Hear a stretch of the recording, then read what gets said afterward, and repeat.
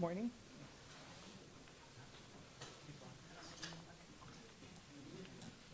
Come on in.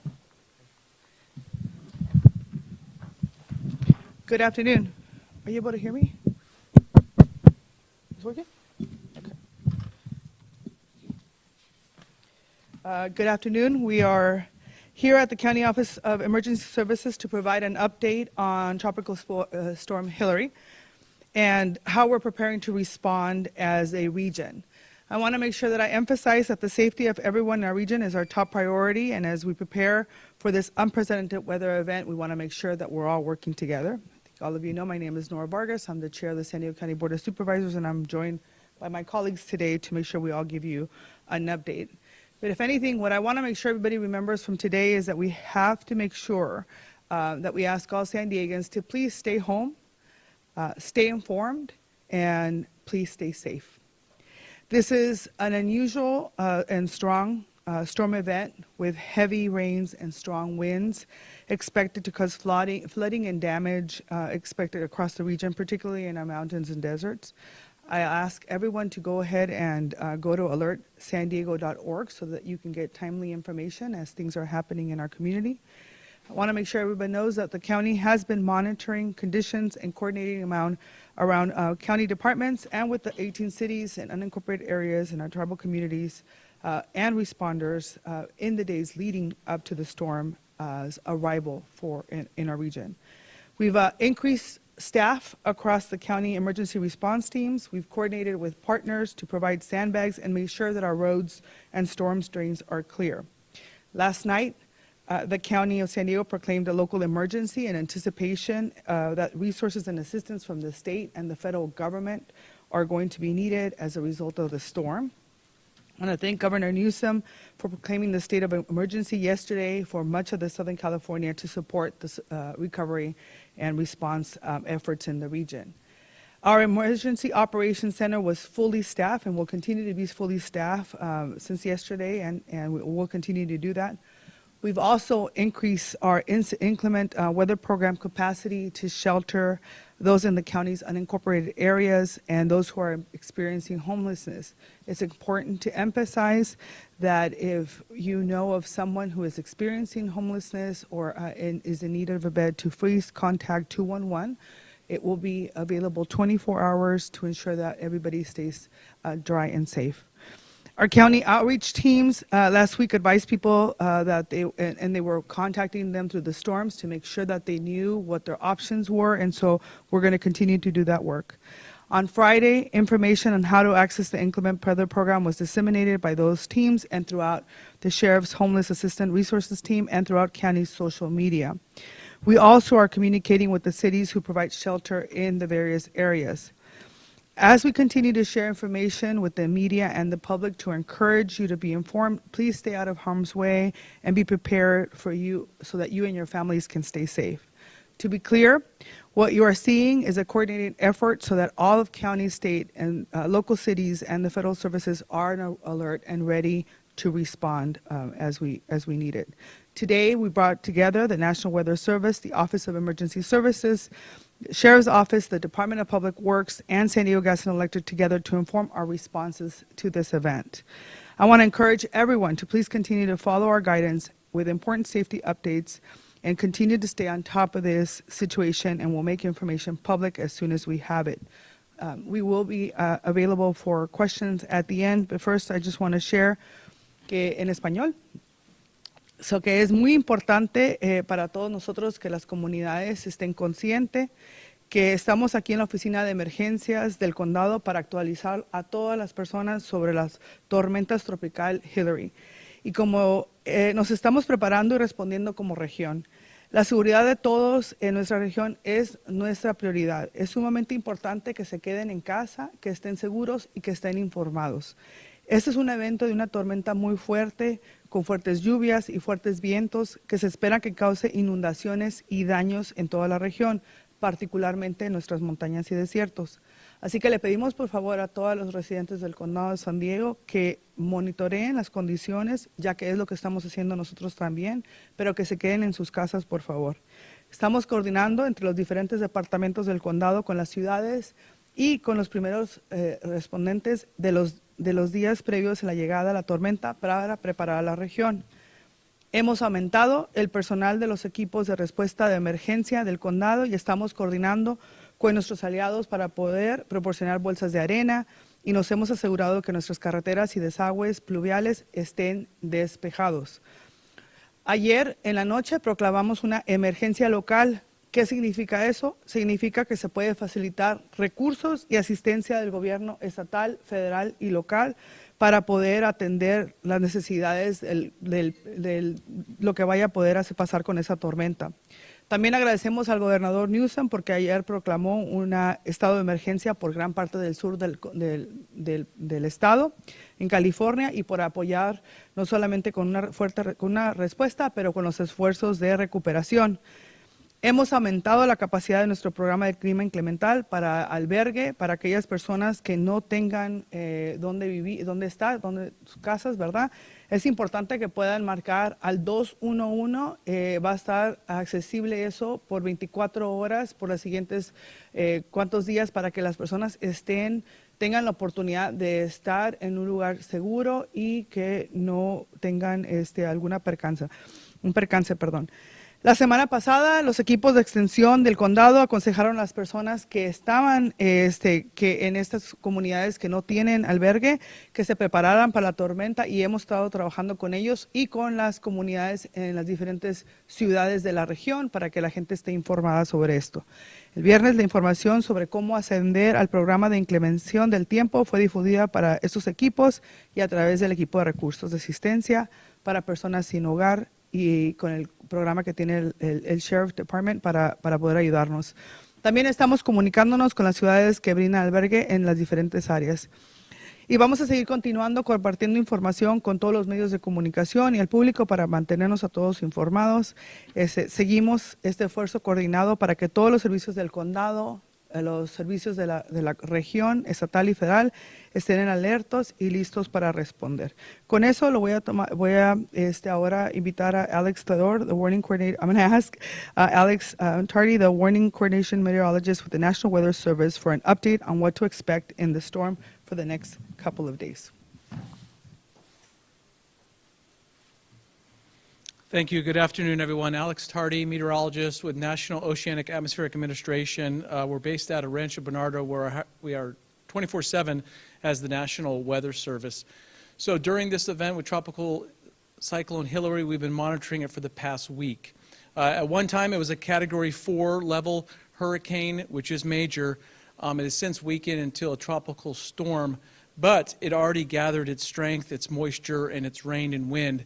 And that's coming our way. We expect landfall through San Diego County this afternoon between 2 and 6 o'clock.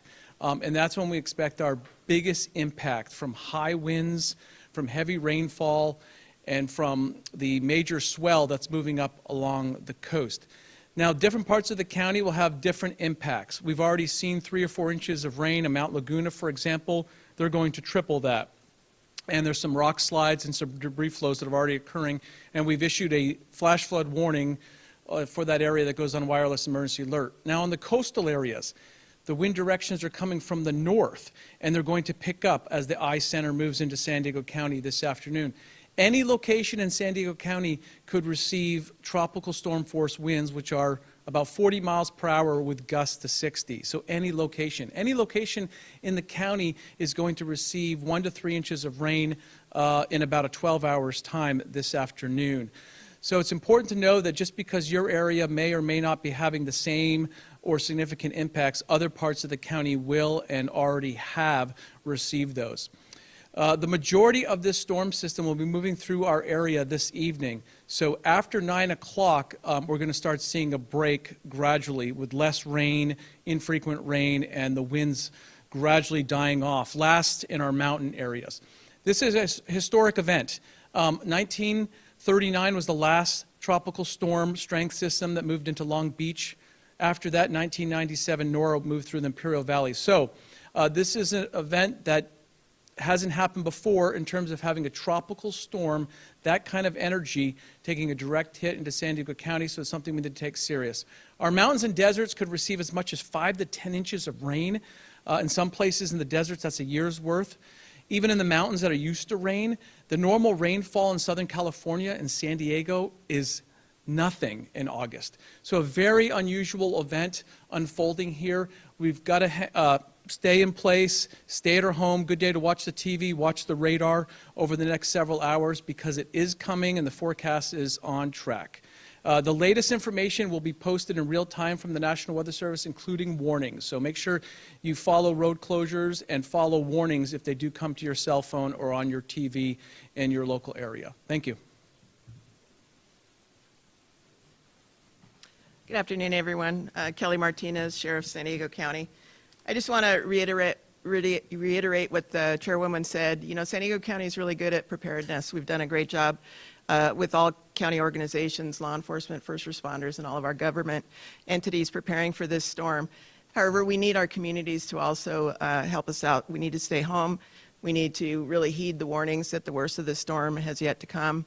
Most of the unincorporated San Diego counties, the East County, the backcountry, our rural communities are going to get hit the hardest with this storm.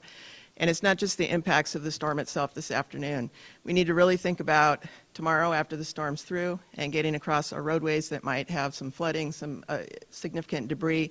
So be cognizant of that, be cautious, and if you can stay home at all today, you should.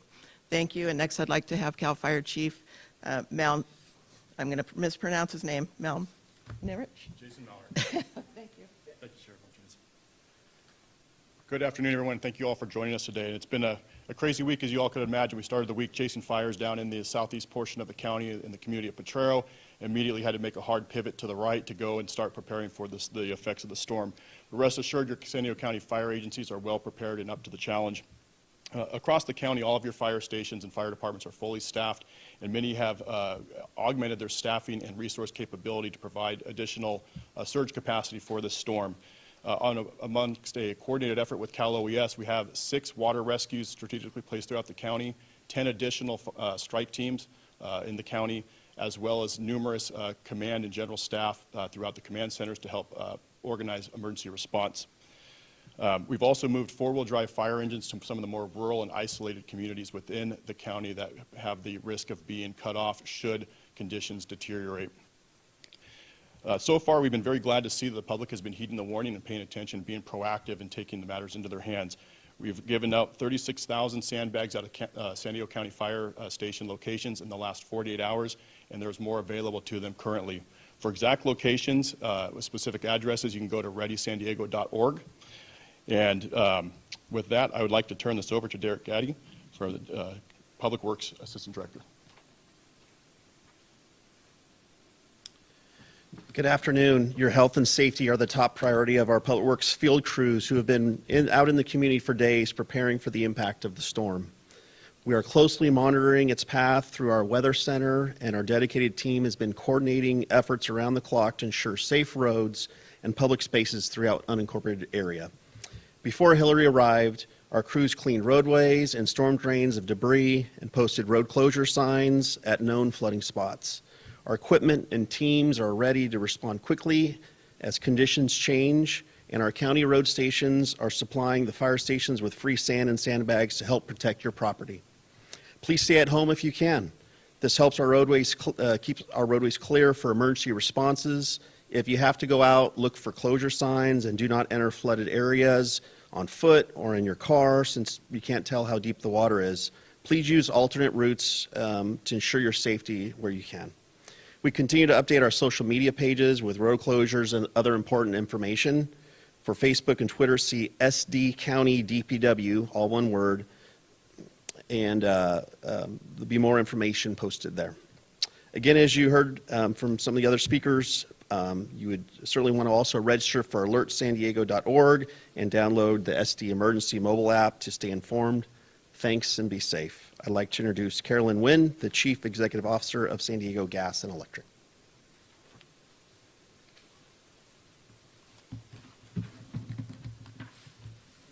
Well, thank you, Derek, and thank you, Chair Vargas. I'd like to thank everyone here. Thank you for your commitment and the critical partnership that enable us to work very closely together as we ready our response organizations and the people in our communities.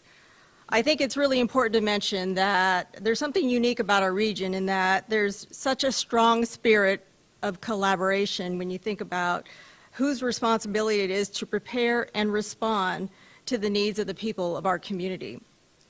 And at SDG&E, it's because of these events that we've built a capability of our meteorology team that have these advanced capabilities to be able to model and to be able to produce real-time data critical for first responders that we share with a variety of emergency responders, that we share with the cities and counties and all of our customers.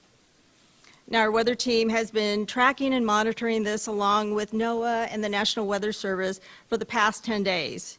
And that has really been beneficial for all of us because it's allowed us time to prepare and to be able to develop plans. And these are unprecedented weather conditions, and I find myself saying that quite often, that we have these unprecedented weather conditions. But it has provided really critical input for our readiness plan. I think the two weather elements that we're most concerned about with this event are certainly the rain and the wind. And the wind too often causes trees and other types of objects and debris to fall into our power lines and become airborne. And I think the rain can saturate grounds and cause the trees to topple. And it's also causing cars to veer off and run into our infrastructure. We've already had some cars run into our infrastructure and cause power outages this morning. I think relevant here, SDG&E's continuing efforts to improve our system resiliency and our reliability. And that's going to help us in this event. Today, over 60% of our system is underground, and we continue to place more lines underground. And also, we are continuing to build more resiliency in our overhead system by replacing our wood poles with more resilient steel poles. I think that's going to serve us well in these more extreme events. And this work will continue to be a priority for us. I think additionally, these heavy rain is going to cause flooding, and it has the potential for customer impacts and can impact our capability to respond to these outages. So as we do for these events, SDG&E has been preparing. We have our Emergency Operations Center activated, and we've strategically positioned our field crews to be able to respond, and we've been able to do so to date. We've secured extra crews, extra equipment, and we're ready. We're ready and we're bracing for the brunt of the storm. But I want to be really transparent to our customers and tell you that we're going to quickly and restore power, but it's really going to be dependent on the weather impacts. All the flooding can cause us to not be able to get in and have access to some of these areas. And some of these wind conditions, we may not be able to get our line people up in our bucket trucks because the winds may cause us not to be able to do that.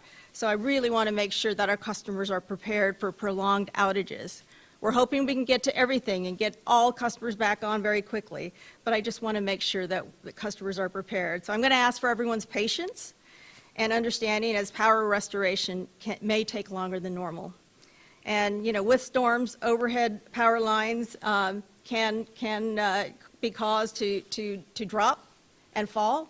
So I want to make sure that every customer knows that if a power line is on the ground, do not touch it. Assume that it's got electricity still flowing through it and call 911. Also, if customers are smelling gas, call 911. And, the brunt of the storm is coming, so we are prepared for it. And we have sent direct communications to our customers. Call 911 or call into our call center if you have any questions. We do have an SDG&E app. It's got a breadth of information on it, including where all of the outages are. And we will try to keep our estimated restoration times up to date as best as we can, given the breadth of the number of outages that could happen over the next 24 hours. Thank you, and I'd like to introduce Jeff Toney, the County Office of Emergency Services Director.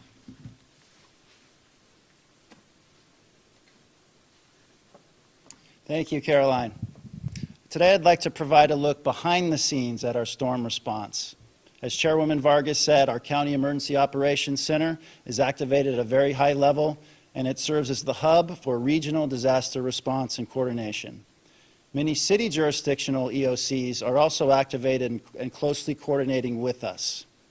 As with any response, we take a whole community approach, working closely with the National Weather Service, CAL FIRE, the Sheriff's Department, Public Works, but also with the Governor's Office of Emergency Services, Caltrans, 211, Red Cross, the County Office of Education, and many, many volunteer organizations. For safety concerns, many county facilities are closed. Please visit alertsandiego.org for updates. If you live in another city jurisdiction, go to their homepage for updates on their facilities. For all other non-emergency storm information, please dial 211 for updates. It's also very important to register for Alert San Diego. This is our region's mass notification system. Register your cell phone and email for critical updates. In the last 48 hours alone, we've received 35,000 additional registrations. It's also important to download the SD Emergency Mobile application on your smartphone. This has additional updates and resources all in the palm of your hand. We will continue to lean forward to build capacity and capability in our response and our recovery, support our first responders in the field, and protect the public. Thank you for being vigilant, and we'll continue to work hard behind the scenes to get through this storm together. Thank you very much, and I'd like to hand it back to Chairwoman Vargas.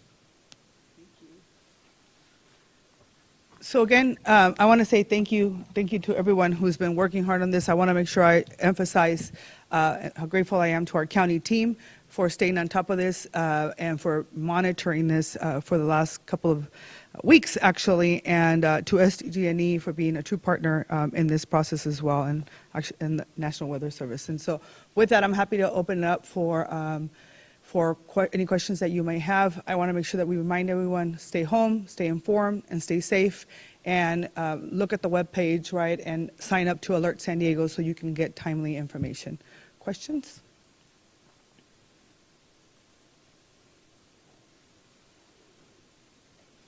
All right. Okay, good. Yes, sir. Can you tell me, it looks like the brunt of the storm is going to be done by 9-ish. Yes. Can you tell me what happens after that, after the storm passes? Well, I think what we're going to continue to do is monitor any of the damage that has taken place, if any, and what happens, and then we're going to make sure that we have a plan in place to help support those that may be in need, working closely with SDG&E and our first responders to make sure that we are addressing that. But we'll keep you updated. I think that's the most important piece, that we're going to overly communicate with our communities so that folks have the information that they need. But for now, just asking folks to stay home and stay informed, stay safe. All right. With that, thank you very much.